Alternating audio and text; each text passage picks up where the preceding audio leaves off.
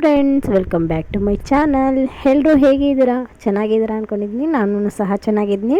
ಇವತ್ತು ಬಂದುಬಿಟ್ಟು ಆಲೂಗಡ್ಡೆ ಪಲ್ಯದ ಬೋಂಡ ಮಾಡೋಣ ಅಂತ ಅಂದ್ಬಿಟ್ಟು ಆಲೂಗಡ್ಡೆ ಒಂದು 4 ತಗೊಂಡಿದ್ದೆ. ಅದನ್ನು ಸಣ್ಣ ಸಣ್ಣದಾಗಿ ಈ ರೀತಿ ಪೀಸ್ ಮಾಡಿಬಿಟ್ಟು ಒಂದು ಸ್ವಲ್ಪ ನೀರಲ್ಲಿ ಚೆನ್ನಾಗಿ ನೆನೆಯೋಕೆ ಬಿಟ್ಟೆ. ಯಾಕಂದರೆ ಅದ್ರ ಮೇಲೆ ಜಾಸ್ತಿ ಮಣ್ಣಿತ್ತು, ಅದೆಲ್ಲ ನೀಟಾಗಿ ಇದಾಗಬೇಕಂದ್ರೆ ಸ್ವಲ್ಪ ಹೊತ್ತು ನೆನೆಗೆ ಬಿಟ್ಟರೆ ಮಣ್ಣೆಲ್ಲ ನೀಟಾಗಿ ಬಂದುಬಿಡುತ್ತೆ. ಅದನ್ನೆಲ್ಲ ನೀಟಾಗಿ ವಾಶ್ ಮಾಡ್ಕೊಂಬಿಟ್ಟು ಒಂದು ಕುಕ್ಕರ್ ಒಳಗಡೆಗೆ ಹಾಕ್ಕೊಂಬಿಟ್ಟು ಆ ಕುಕ್ಕರ್ ಒಳಗಡೆ ಆಲೂಗಡ್ಡೆಗಿಂತ ಸ್ವಲ್ಪ ಮೇಲಕ್ಕೆ ಸ್ವಲ್ಪ ನೀರು ಇಕ್ಕೊಳ್ಳಿ ಸಾಕು. ಮತ್ತು 2 ವಿಸಿಲ್ ಹಾಕ್ಕೊಳ್ಳಿ ಉಪ್ಪು ಹಾಕ್ಬಿಟ್ಟು ಚೆನ್ನಾಗಿ ಕುಕ್ ಆದಮೇಲೆ ಈ ರೀತಿ ನೀಟಾಗಿ ಒಟ್ಟು ಬಿಡಿಸ್ಬಿಟ್ಟು ಮತ್ತು ಸ್ಮ್ಯಾಶರ್ ಇದ್ದರೆ ಸ್ಮ್ಯಾಶಲ್ಲಿ ಮಾಡ್ಕೊಳ್ಳಿ. ನಾನು ಸ್ವಲ್ಪ ವೀಡಿಯೋ ಮಾಡ್ಕೊಂಡಿದ್ನ ಅಷ್ಟೇ, ಫುಲ್ ಬಿಡಿಸೋದನ್ನೆಲ್ಲ ಮಾಡಿಲ್ಲ, ಲೆಂತ್ ಜಾಸ್ತಿ ಆಗುತ್ತೆ ಅಂದ್ಬಿಟ್ಟು.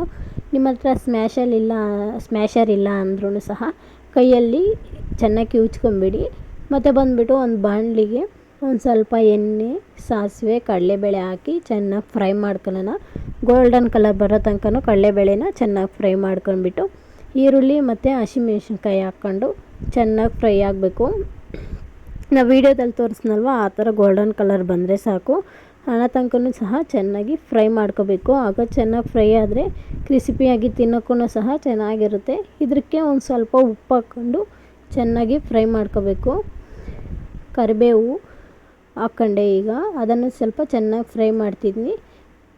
ಉಪ್ಪೆಲ್ಲ ಹಾಕ್ಕೊಂಬಿಟ್ಟು ಸ್ವಲ್ಪ ನಿಮಗೆ ಬೇಕು ಅಂದರೆ ಎಷ್ಟು ಬೇಕೋ ಅಷ್ಟು ನೋಡ್ಕೊಂಡು ಹಾಕ್ಕೊಳ್ಳಿ. ಯಾಕಂದರೆ ಆಲೂಗಡ್ಡೆಗೆ ಹಾಕಿರ್ತೀರಲ್ವ, ಅದ್ರಗೋಸ್ಕರನೇ ನೀವು ಇಲ್ಲಿ ಎಷ್ಟು ಬೇಕೋ ಅಷ್ಟೇ ಹಾಕ್ಕೊಳ್ಳಿ, ಜಾಸ್ತಿ ಹಾಕ್ಕೊಳಕ್ಕೆ ಹೋಗಬೇಡಿ. ನೋಡಿ ಸ್ವಲ್ಪ ಕಮ್ಮಿ ಆದರೂ ಪರವಾಗಿಲ್ಲ, ಮತ್ತೇನೋ ಹಾಕ್ಕೊಬೋದು. ಜಾಸ್ತಿ ಆದರೆ ಕಮ್ಮಿ ಮಾಡೋಕ್ಕಾಗಲ್ವಲ್ಲ, ಅದ್ರಗೋಸ್ಕರನೇ ನಿಮ್ಗೆ ಎಷ್ಟು ಬೇಕೋ ಅಷ್ಟು ಹಾಕ್ಕೊಳ್ಳಿ. ಮತ್ತು ಸ್ವಲ್ಪ ಅರಿಶಿನ ಹಾಕ್ಕೊಂಬಿಟ್ಟು ಚೆನ್ನಾಗಿ ಫ್ರೈ ಮಾಡ್ಕೋಬೇಕು. ಅರಿಶಿನದ ವಾಸನೆ ಎಲ್ಲ ಹೋಗೋ ಥರ ಚೆನ್ನಾಗಿ ಫ್ರೈ ಮಾಡ್ಕೋಬೇಕು. ನಾನು ತೋರಿಸ್ತಿದ್ನಲ್ಲ, ಸೀದಕ್ಕೆ ಮಾತ್ರ ಬಿಡಬೇಡಿ, ಸೀದೋದ್ರೆ ಟೇಸ್ಟ್ ಹೋಗ್ಬಿಡುತ್ತೆ. ನಿಮ್ಗೆ ಬೇಕು ಅಂದರೆ ಈ ಟೈಮಲ್ಲಿ ಕೊತ್ತಂಬರಿನ ಹಾಕ್ಕೊಳ್ಳಿ, ಇಲ್ಲ ಲಾಸ್ಟಲ್ಲಿ ಹಾಕ್ಕೊಂತೀವಿ ಅಂದರೆ ಲಾಸ್ಟಲ್ಲಿ ಹಾಕ್ಕೊಳ್ಳಿ. ಈಗ ಸ್ಮ್ಯಾಶ್ ಮಾಡಿದ್ದು ಅಂತ ಆಲೂಗಡ್ಡೆನೆಲ್ಲ ಸಹ ಇದರೊಳಗಡೆಗೆ ಹಾಕ್ಕೊಂಬಿಡೋಣ. ಹಾಕ್ಕೊಂಬಿಟ್ಟು ಚೆನ್ನಾಗಿ ಫ್ರೈ ಮಾಡ್ಕೋಬೇಕು.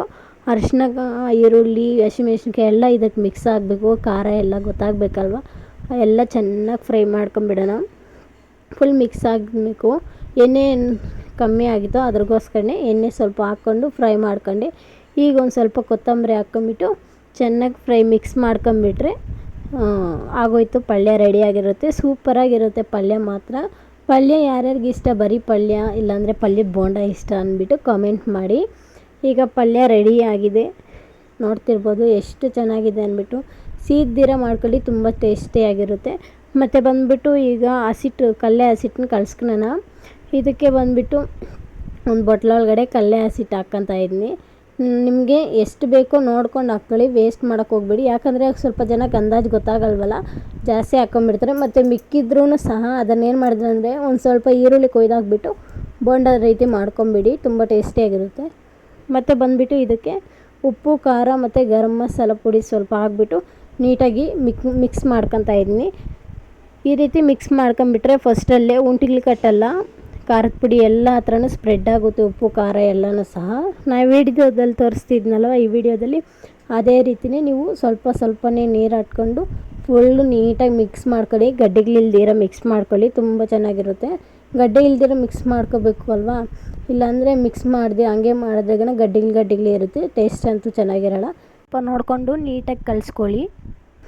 ಮತ್ತು ಬಂದುಬಿಟ್ಟು ಈಗ ಪಲ್ಯ ಮತ್ತು ಈ ರೀತಿ ಉಂಡೆ ಮಾಡಿಬಿಟ್ಟು ಪಲ್ಯದನ್ನ ಅದರೊಳಗಡೆಗೆ ಈಗ ಅದ್ಬಿಟ್ಟು ಬೋಂಡ ಬಿಡೋದು ಅಷ್ಟೇ, ಅದರೊಳಗಡೆಗೆ ಬಿಡೋದು.